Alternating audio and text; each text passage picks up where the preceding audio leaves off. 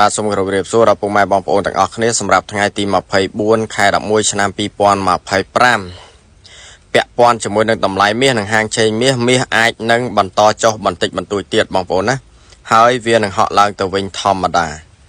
គឺអាចស្ថិតនៅក្នុងចន្លោះតម្លៃ4700ទៅ4800ដុល្លារក្នុងមួយតម្លឹងគឺអាចចុះនៅក្នុងតម្លៃហ្នឹងហើយនឹងឡើងមកវិញធម្មតាបងប្អូនណា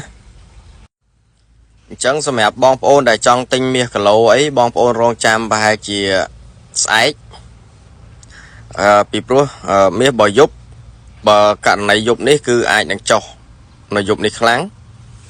ហើយឡើងទៅវិញប្រហែលជាថ្ងៃស្អែកអញ្ចឹងបងប្អូនដែលរងចាំទិញមាសគីឡូអីបងប្អូនរងចាំនៅថ្ងៃស្អែកបងប្អូនរងចាំមើលសិនទៅក្នុងករណីដែលចុះនៅក្នុងតម្លៃ4800ឬក៏4900បងប្អូនទិញវិញទៅអត់អីទេបងប្អូនអាចទិញនៅក្នុងចំណុចហ្នឹងបានហើយបងប្អូននៅចាំលក់នៅក្នុងចំណុចណាមួយដែលសមស្របបងប្អូនលក់វិញទៅ